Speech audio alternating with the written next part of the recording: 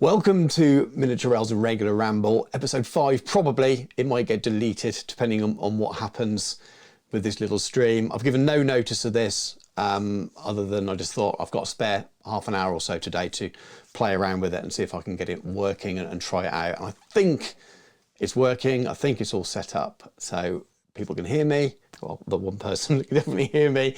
Yeah, it seems like something I can do. So moving forward, I'm not deciding that I'm definitely not doing any more YouTube lives. But for those of you who aren't in my Discord or aren't in my Patreon, you won't have any idea that I'm even thinking about doing Twitch lives as well. So part of the reason for it is when I do a live stream on YouTube, what I tend to find is I'm just replacing something that would be a separate podcast. So the hobby hour that I do with Dan, or sometimes one of these. And then the idea is I want it to be a video afterwards, which is great when the recording goes well and there's no silence at the beginning and no issues like that. The problem with YouTube is it's about 24 hours before I can edit it, so I can make it private or delete it. And I also have to try and time it in with my other video releases. And my thoughts with using Twitch are I can do these live streams whenever, I can record them, and then I can edit and put a more finished video product out for the people who haven't watched the live at a later date. And some stuff I'll never put out on YouTube. So I may well just go live when I'm working one day, when I'm doing some of my commission work. I can go live and chat with people a little bit and just keep in touch. I just like the idea of being able to keep the live slightly separate from YouTube, which means I can have a slightly better quality control of what I publish on YouTube. Now, yes, I can do this via YouTube. I can just do a live, I can make it private, I can download it, I can edit it and put it back up again. But I just quite like the separation a little bit. I do realise it'll take quite a while to get people across. Not everyone will want to come across from YouTube to Twitch, and it might take a long time to get a community on Twitch as well. So it might not be something I keep doing, but I'm going to try it a little bit. So I thought what I'll do today was kind of explain that really to people for the channel. So I'm really talking forwards here. I'm talking to people who are watching this as a replay, as a video on the channel, which I might pop out later this evening or something like that, just so that you know what the plans are. So the Irregular Ramble's not going anywhere. The hobby hour is definitely not going anywhere, but I might do some of those, host some of those on Twitch and then put the replay up.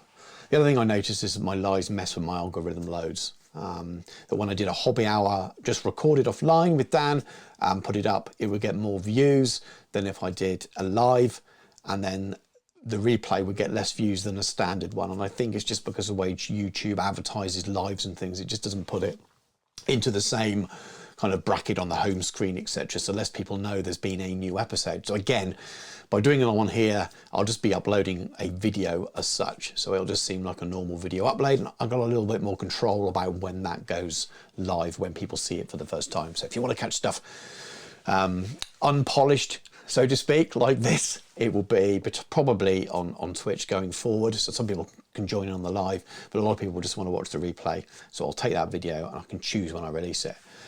So it may well be that I record a live and then it's a week later on a Sunday or something, I put it out as a video. We will see, depends on the content. So yeah, I hope the algorithm will be nice. It's a real pain playing with the algorithm at the moment. I'm trying to get back to a more kind of regular Tuesday night video, Friday night video, because that really helps the algorithm. When I get out of whack, and sometimes I've got no control over that, but when I get out of whack, it does seem to make a difference.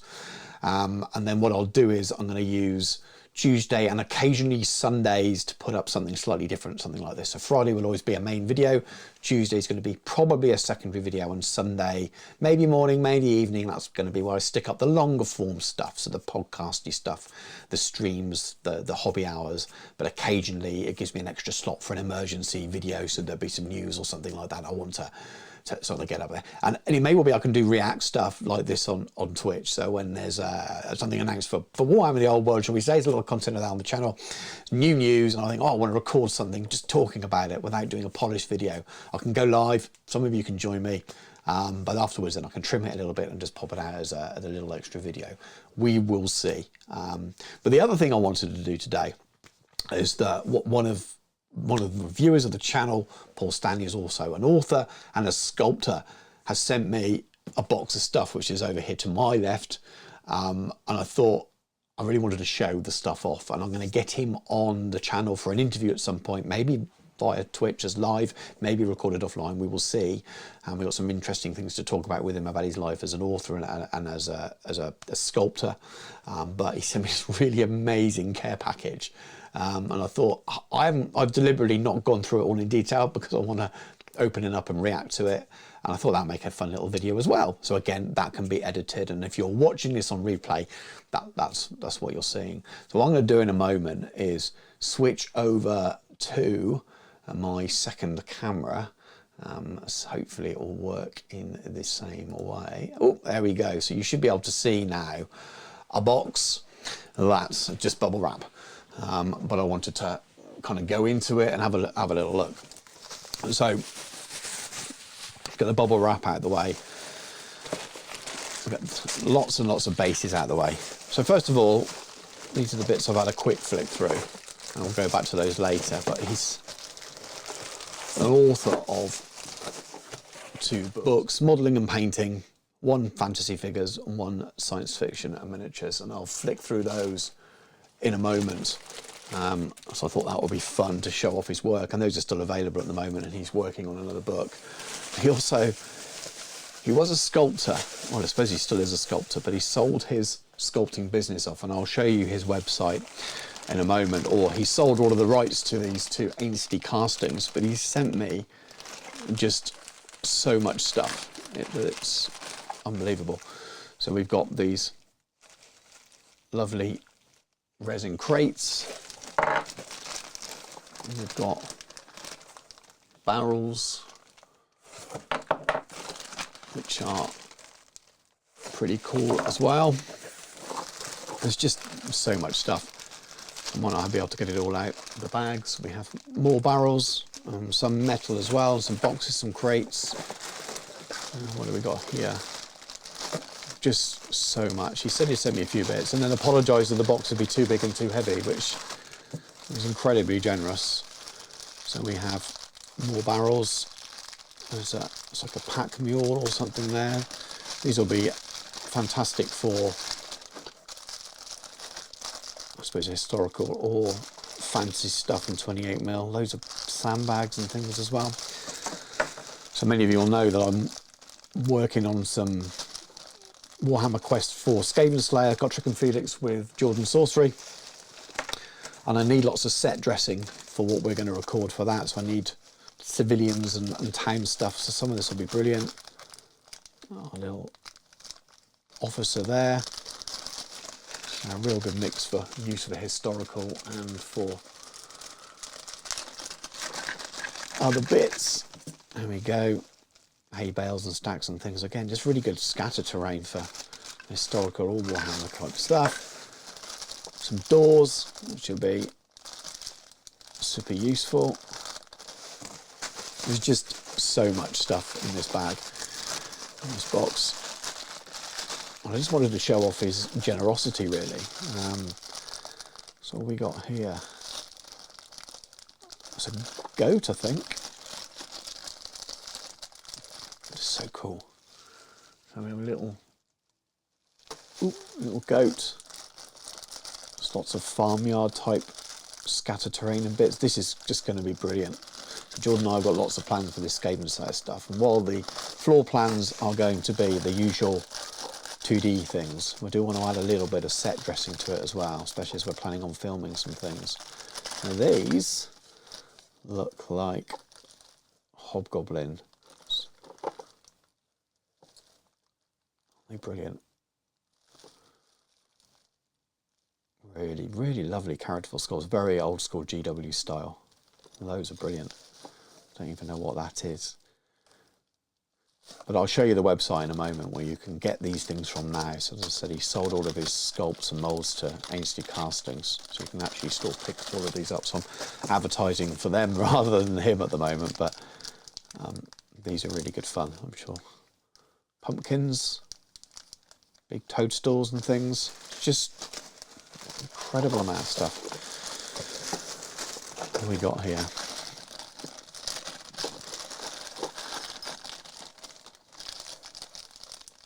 This one, a carriage, another cart, and a very, very happy looking car horse. Fantastic. I probably should have cleared these out of the box, but at the risk of moving my camera, which I just got facing the right direction, I'm going to leave it as it is. What we got here? Another cart. So another less happy donkey. That one looks like it's pulling a little bit more, but these are brilliant. I was just thinking today that I might need more dwarf carts in some of my lists. And do I want to just keep using the Bugman's model? Probably not. Well, these would be excellent alternatives. There we go. Trolls. Ogres. Oh, these are brilliant. So I didn't buy, for Warhammer the old one, I didn't buy the Imperial style ogres. But these would be perfect for that. So I'll definitely be doing an Empire project in the future. And these would be just fantastic. These are really cool. I like those a lot. I'm going to get those cleaned up and based up. And who knows, Empire could be coming soon. Now we have Warriors of Chaos. More of the ogres. These are really good. Really fun.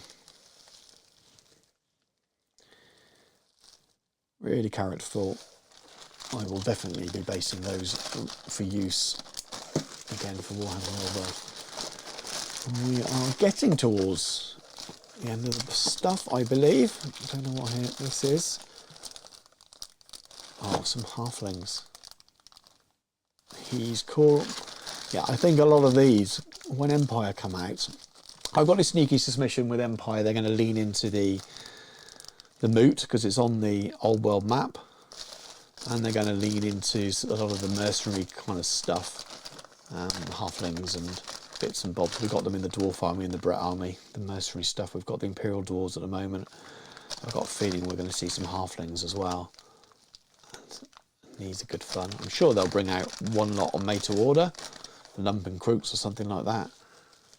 But I'm going to want more. And these are just brilliant. So I'll see if I can get some of these painted up for townsfolk. For their Skaven Slayer stuff as well. Thank you so much, Paul. This is so generous here, and these sculpts are so cool. If you like old hammer style stuff, these are just brilliant. There's still more. Alright, I think that's the end of the box, so I can start piling stuff back in a moment. I'm not looking at the chat now, by the way, guys, so I do apologies if anyone's ask any questions. While I'm turned away from the camera, you're off to my desk to the side. So I'll catch up with that in a moment. What's that? It's a dwarf mounted on a pony. These are great. Look at these mounted dwarves. Such lovely miniatures. I'll get these. I'll get a lot of these cleaned up and put on bases and things, and take some pictures and share them on social media in the Discord and stuff at least, so people who want to have a closer look at these. So I appreciate they're on the screen for not very long. Yeah, mounted dwarves, just very, very cool.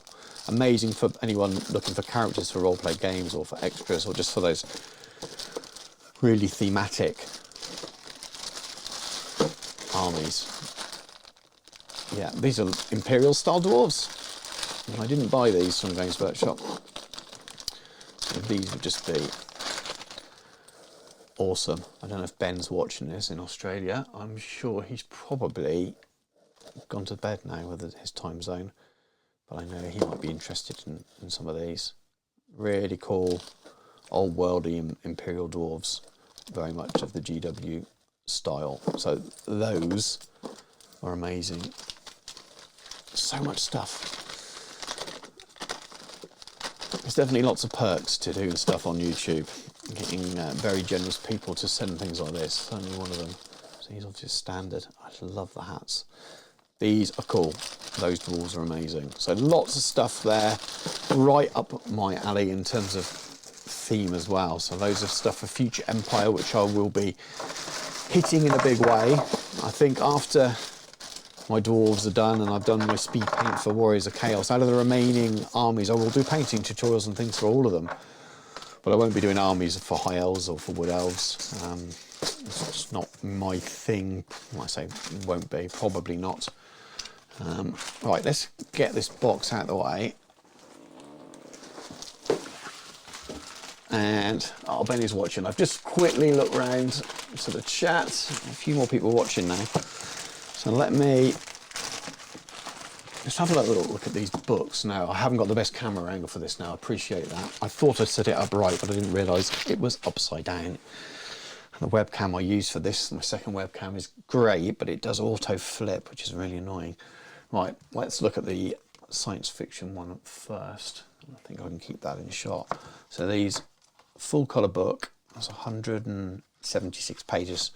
So you can buy these, whereas the miniatures you can buy through Ainsty Castings now, so the money won't go direct to Paul. But you can buy these. You can buy these on Amazon, so you can very much still get these.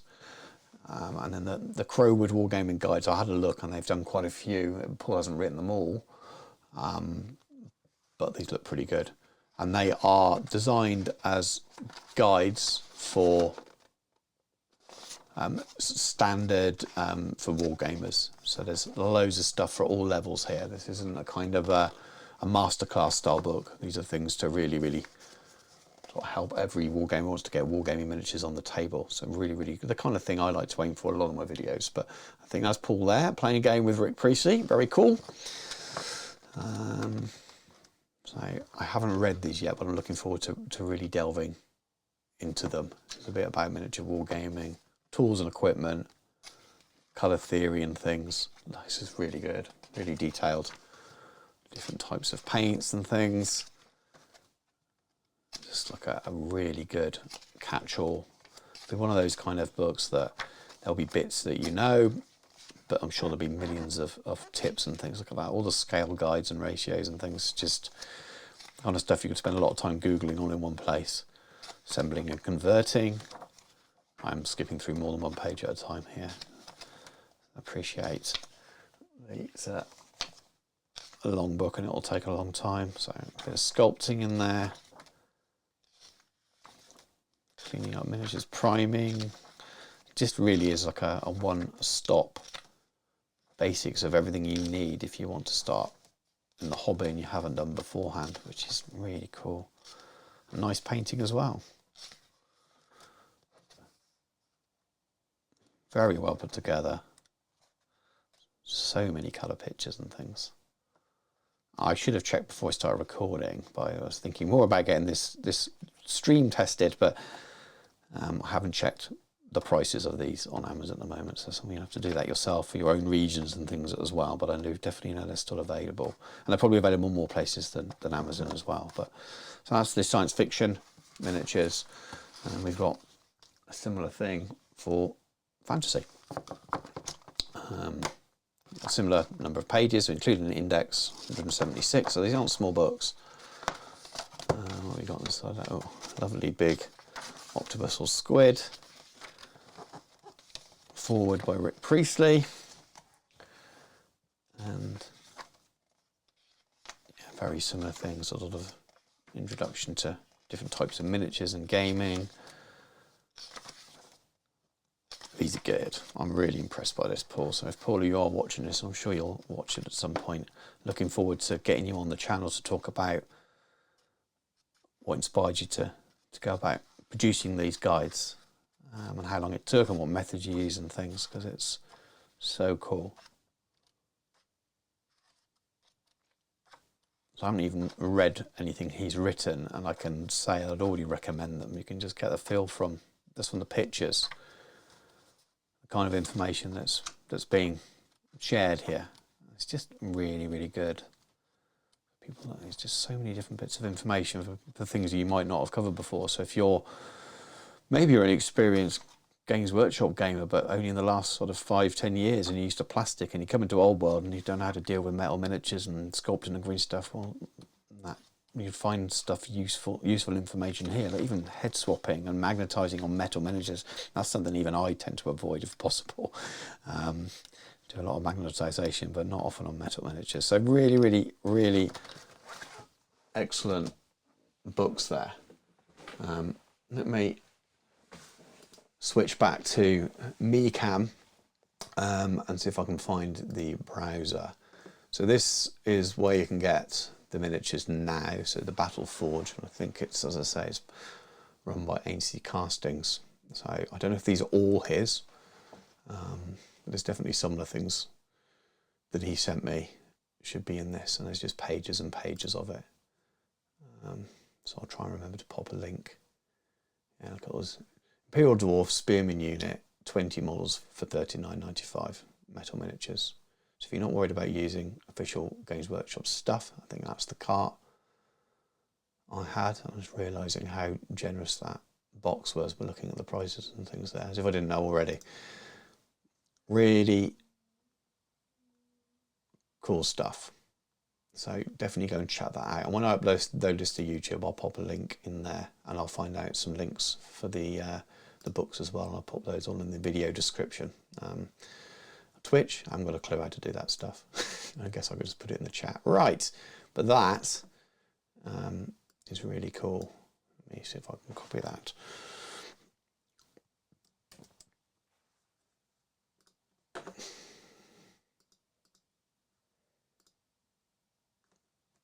There we go. I've popped a link to that in the chat on Twitch anyway, and I will set the browser back off.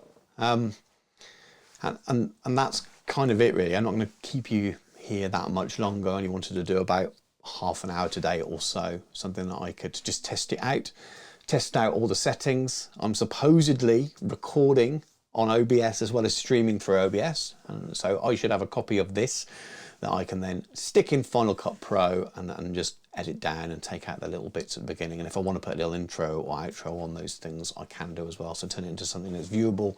So if you are watching this later on, just treat it as a normal video. Thank you very much. But if you're, say watching this and wondering what's going on, there's a little explainer at the start of the video about what I'm intending to do with Twitch. As I say, it's not 100%. We'll find in a month's time I've decided it doesn't work, and I've gone back to live streaming on YouTube. I just like the idea of keeping this a little bit separate if possible, and then those of you who got to catch the live, you get to see it. The past lives will be on the Twitch account anyway for, I think it's 60 days or something like that. Definitely long enough for you to go back and watch it if you want to watch the full unedited thing. But no one's really going to miss any of the full content. So things like that little review and going through the box, I will add that into a YouTube video. And then those of you who are on the Discord, let me know what you think. If you think it's going to work, the feedback's always good and useful, especially patrons. If you're watching this and you're not on the Discord, go and join. The links in most of the social media, not on here at the moment, but if you check out any of the social media, you'll find a link to the Discord. Go and join that. And yeah, really, hopefully it's going to work. I'm fairly happy with how easy it seemed to be to go live. So we shall see moving forward. And again, I might well do a few more random lives once in a while, and maybe live stream when I'm working a little bit if I think it's going to be something useful, especially if I'm doing things I don't always cover in videos in great detail, and sometimes it's just fun to hang out and chat while I'm working and things as well. And I can be a little bit more flexible about it, catch a few more of you on different time zones when I wouldn't normally be able to go live with Dan or something like that, because they're always UK evening times. But I can do a bit more random stuff like today when the kids are out for the day. My wife is working and I'm working today. I'm going back to work after this, but I got a little bit more time to sort of do the odd little thing. So anyway, thank you very much for watching, and I'll catch you soon.